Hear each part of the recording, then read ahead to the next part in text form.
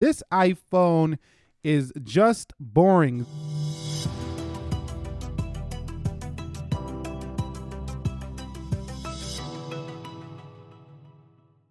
So what is up, guys? Nick here, helping you to master your technology. This iPhone is just boring. This is the iPhone XS that was just released like a month or so ago, and I've been experiencing all the new iPhones as well as last year's iPhones, and I want to explain why I think this one is rather boring. Now, if you have a XS or you're planning on buying one, don't take this video as it's a bad phone and you shouldn't get it. I'm just saying overall, compared to what's on the market, to me, this is just one of the more boring iPhones of the year. Here's why.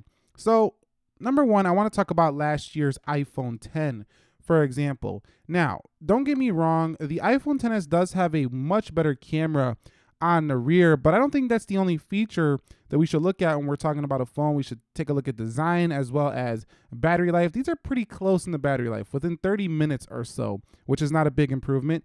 If you put a blindfold on and you hold both of these, they feel exactly the same, and nobody would be able to tell their differences. This kind of reminds me of the 5 and 5S days, or the 5S and SE days, where the phone looked exactly the same and most people were just cool with last generation's phone instead of paying the premium to get the next year's device. So that's kind of the similar thing that's going on this year with the iPhone X and the XS. The XS can now be found at, significantly higher price points than the iPhone X, which you could find on eBay, Swappa, Amazon, third-party places, where you can look for refurbed or used phones that are still in really good condition.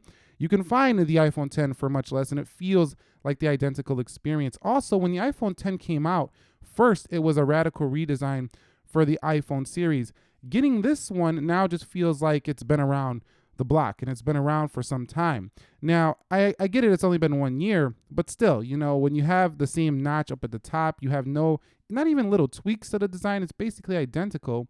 It just feels like it's not worth it sometimes to just get the iPhone XS when the 10 is on the market. Now, I also want to talk about the iPhone XR, because the XR makes this phone feel like it's not even worth it. And I think this phone is definitely going to hurt the sales of the iPhone XS overall, because the iPhone XR actually feels like a new phone due to its bigger size, having multiple colors, and having a single camera. Everything just looks and feels a little bit different than last year's phone, and it feels like a more new phone, even though it's not as high spec as the iPhone XS.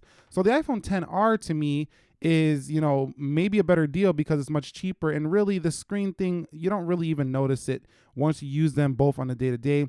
Significantly better battery life on iPhone XR, and you get 4 times the storage for less than the starting price of the iPhone XS. So it's like, why would you maybe consider getting a XS when you could get 256 gigabytes of the iPhone XR for cheaper than the starting price of the iPhone XS? Another reason this phone is boring is because its bigger brother, the iPhone XS Max, came out. And I've been seeing people when I go to the Apple stores all over the iPhone XS Max. People are not even looking really at these XSs. They're over here by the big boy. This is the one that's drawing their attention, the XS Max. And for good reason. This phone actually feels new again. I mean, I feel like Apple could have brought this last year and just called it the iPhone X Max and then updated again. But then we would have the same story as we would have with this one. Then why wouldn't you just get last year's model? So I think they already knew what they were doing. I feel like they were strategizing to release the XS Max next year because it's just a good business idea. Why release 2 phones when you can make everybody buy this phone, and then next year they're going to be enamored by a bigger phone, even though they could have did it the first year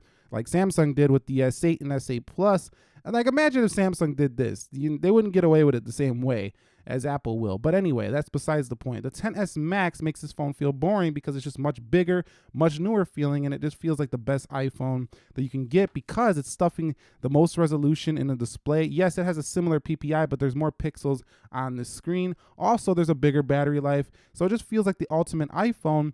And when you're paying over $1,000 for this one, it just feels like you could get a little bit more with the XS Max. So that to me makes this phone a little bit boring. Another phone that's made this phone seem rather boring is that the earlier release this year, Galaxy S9. Now this phone also you can say is kind of boring compared to the S8, but still, like, this phone was already out, and then this phone comes out, and it's kind of like a similar device. They got like the same size. This phone's much cheaper. Both have OLED screens. Both have 4 gigabytes of RAM. Yes, you have a dual camera on the XS. You have a single camera on the S9. But still, like, having this phone out for a long time and then this coming out, it just feels like Apple is just putting out a phone that competes with the Galaxy S9 that's already been out for months. So to me, that makes this phone a little bit boring as well. With the OnePlus 6T, we have the new innovation of the fingerprint under the display here on this device. And this is also going to be offered alongside, at T-Mobile at least, of the 10S. And it's going to come in at significantly cheaper.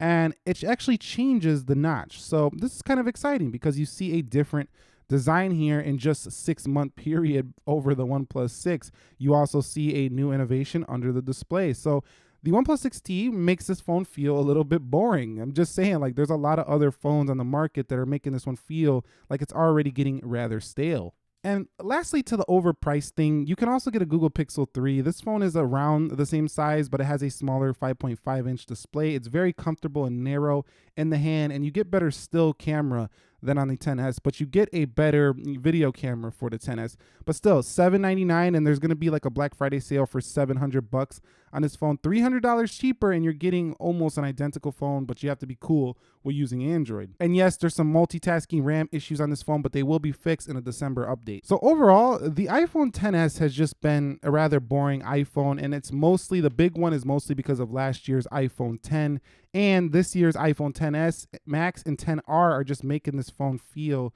like it's the one that's left out of the bunch. As a matter of fact, I've been analyzing the comments and everything people have been saying, and almost nobody, and I'm telling you, I make a lot of videos, almost nobody is commenting or asking about the iPhone 10s. That shows me that there's not a huge interest in this starting $1,000 iPhone that doesn't give you the bigger screen of the 10s Max or the cheaper value price with a lot of, offering of the iPhone 10R. So in my experience since getting this one, the main thing I can say that I've enjoyed is just really having the ability to go from the 10s Max, having all of that in a smaller package. That's about the best thing about it. But so one thing I want to mention about the iPhone 10s is if you had an iPhone 7, you've had an iPhone 6s, and you had an iPhone SE or something, you're coming to a new phone, this could be a very interesting option for you. But if you've had any Android phone like a Galaxy S8, you've had a Galaxy S9, you've had any of the, OLED screens with the